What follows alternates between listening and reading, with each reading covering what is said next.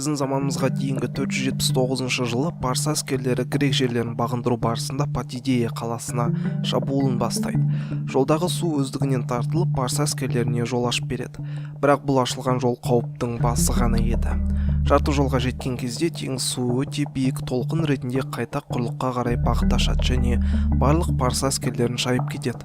Патидейліктер оларды құтқарған теңіз құдайы Посейдон деп ойлайды. Бірақ шын мәнісінде оларды құтқарған одан басқа да көптеген қалаларды да шайып үлгерген цунами феномені болатын. Цунами негізінен алғанда жағаға қарай ұратын толқындарға жатқанымен, цунами пайда болуына басқа толқындардың пайда болуына әсер ететін ай мен жер гравитациясының мүлдем қатысы жоқ. Цунамиде де ойысы және өркеші болады. Және цунами су асты және үсті арқылы энергияны жағаға қарай бағыттайды. Айырмашылығы тек энергияны қайдан алатынында.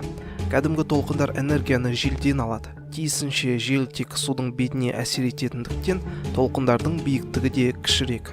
Ал цунамидің энергиясы судың астынан басталады. Мысалға, су асты вулкан атқылауы, су астында болатын селдер немесе ең танымалы су астында пайда болатын сілкіністер. Олар жердің тектоникалық плиталары бір-біріне соғысқан кезде пайда болады және алып мөлшердегі энергияны су бетіне бөледі. Бұл энергия су бетіне қарай бағытталып, теңіз биіктігін орташа теңіз биіктігінен жоғарыға қарай көтеріп, гравитация арқылы қайта түсіп кетеді. Осы кезде энергия горизонт бойымен бағытын өзгертеді және шамамен 900 км/сағатына жылдамдықпен цунамилер пайда болады. Цунами толқындары алыста пайда болған кезде оны жағадағылар байқай алмайды, өйткені энергия жағаға қарай су астымен жылжиды. Бірақ толқын жағаға қарай жақындай бастағанда толқын таяздалуы деген процесс басталады. Жағаға қарай бағытталған энергия жағаға шығуға күші жетпей, келе жатқан цунамидің жылдамдығын азайтады. Бірақ бұл кезде цунами жолындағы бүкіл энергияны жинап, биіктігін 30 метрге дейін жеткізіп, бар қуатымен жағаға қарай келе жатады. Цунами сөзі жапон тілінен айлақ толқыны деп аударылады. Өйткені бұл толқынды тек айлаққа жақындаған кезде ғана байқауға болады.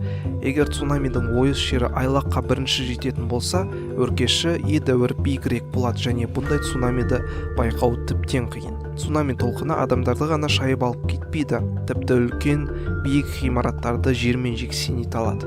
2004 жылы Үнді мұхитындағы цунами адамзат тарихындағы ең қатерлі табиғи апаттардың бірі болды. Апат кесірінен Оңтүстік Азияда 200 мың адам қаза тапты. Сонымен осы бір табиғи апаттан қалайша сақтана аламыз?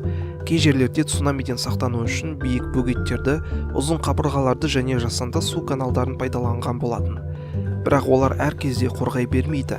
2011 жылы биік цунами ұзын бөгеттерге қарамастан Жапониялық Фукусима атом электр станциясын жермен жексен еткен болатын. Апат артынан радиация сол аймаққа тарап, 18 мың адамды мерт қылған болатын.